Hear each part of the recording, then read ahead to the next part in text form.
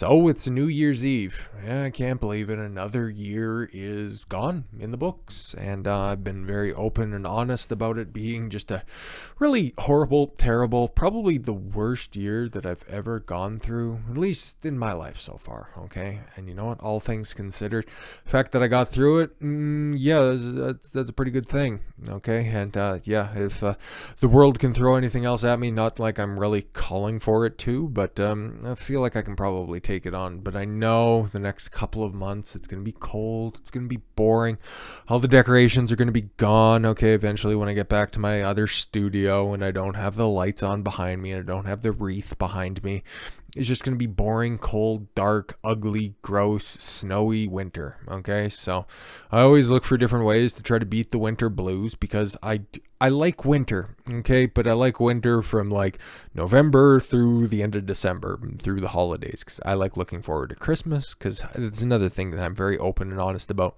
I love Christmas. I could take or leave New Year's. Okay, that's for people who like to go out and get drunk and party. And I'm one of those lame sober guys that just likes to reflect on the year and try to grow from it. And after that's all said and done, we don't really, especially in Canada. Okay, I know my friends in the United States, you guys have Martin Luther King Day, and that's what, the third Monday in January.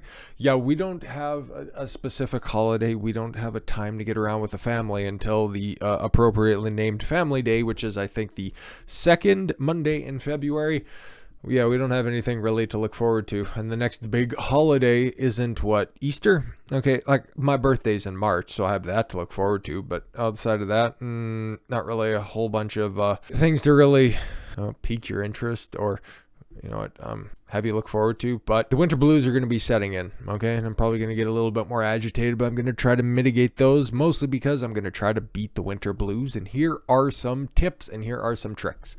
It is the coldest, darkest time of the year in the northern hemisphere. Facts. We celebrate and make merry the holidays, and the passing of the winter solstice near the end of December reminds us that we have a long, dark winter ahead. And if you're Joe Biden, you have a winter of death ahead. Thanks.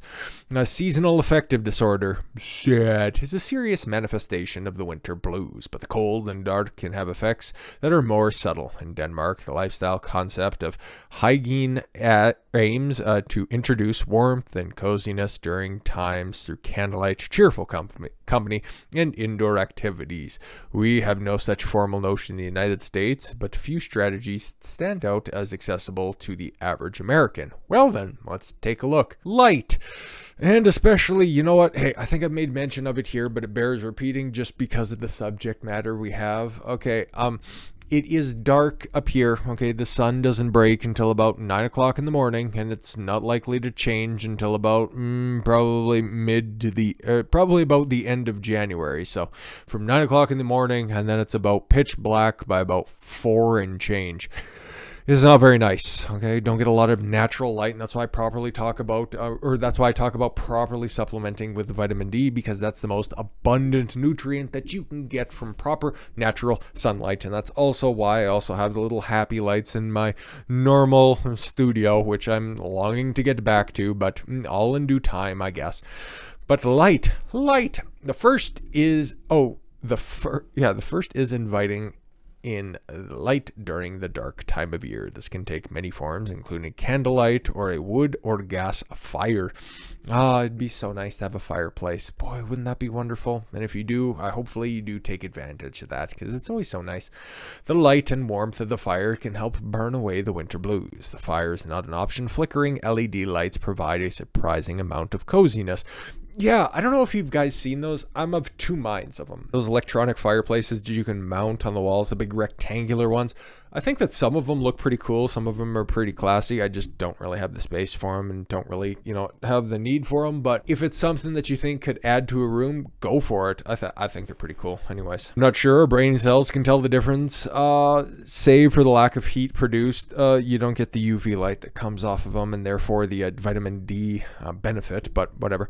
Another option is to string Christmas lights indoors and to use them year round. Yeah, I don't want to take away from the specialness of Christmas, but I might, I don't know. I'm kind of floating this idea in my head as well. Maybe you guys might want to partake in it as well. But Maybe doing some decorating for like June or July. Well, depends. It depends. We'll see how 2022 plays out. But I'm thinking about it. Provides a soft glow when winding down before bed. The warm colors stimulate firelight and do not disrupt the nighttime rise in melatonin. Bright white light from device screens and overhead lighting is stimulating and can interfere with a healthy sleep rhythm.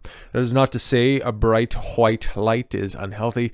We need a healthy dose of it in the morning and through the midday to help our circadian rhythms and regulate hormones such as cortisol. Morning exposure to artificial light can be a favorite strategy for those suffering with SAD. Yes. And another reason why you should just get outside, regardless of how cold and bitter it is.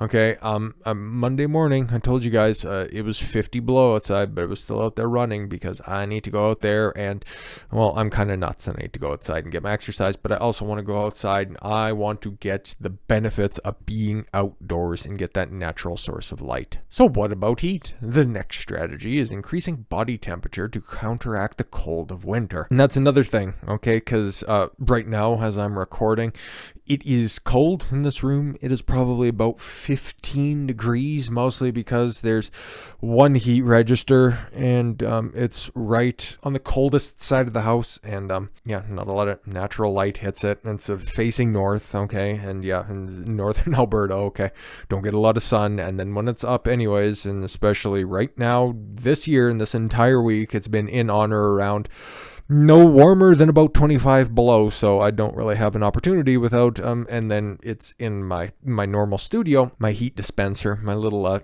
heater that's out there as well. So if you can keep warm by using one of those, or just, you know, having an appropriate and a effective furnace, that would be great as well. But ramping it up too much might affect your sleep pattern as well, because keeping cool, not really terribly cool, not like in the negative digits, and not even in the single digits. This is all in Celsius anyways. It's translating to Fahrenheit is a little bit too much of a task for me. I don't really care that much. You guys go ahead and do a little bit of legwork, okay? I'm speaking to the widest audience possible, mostly just in Canada anyways.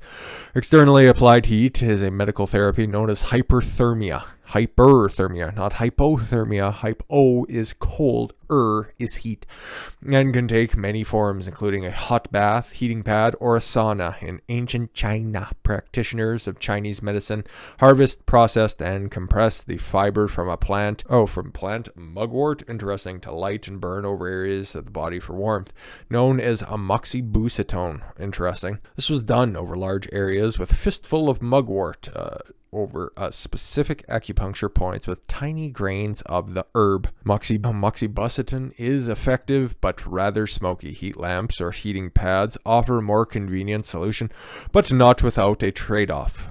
They aren't smoky, but they can create a harmful electromagnetic field. It's better to apply hot water or warm a heat lamp or pad and then unplug it before applying it to the body. Hot bath also works wonderfully to heat up the body and gives you the option of adding therapeutic bath salts or oils, or just, you know, hop in the shower. Nice warm shower too, never hurt anyone.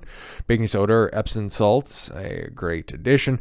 Baking soda is energetically cleansing and makes the bath water alkaline. I recommend using 1 cup. Epsom salts provide the solid dose of minerals. As you can see, it's magnesium sulfate, which if you ingest any of it is, I advocate supplementing with magnesium for a multitude of reasons. In another video, we talked about it more extensively, but magnesium sulfate, yeah, it's just basically a one-way trip to the restroom, okay, and not to take a bath. It's to engage the other porcelain device that's probably in there. I'll let you connect the dots. But yes, you can still take in some through the pores in your, some magnesium that is through the pores in your skin as well. So add a cup or two to a hot bath water and soak for 20 minutes. Bath oils are another lovely addition.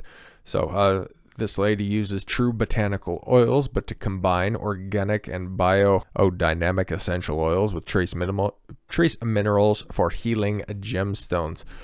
Okay, crazy lady. But yeah, we talked about essential oils as well for helping with relaxation. Apply as necessary.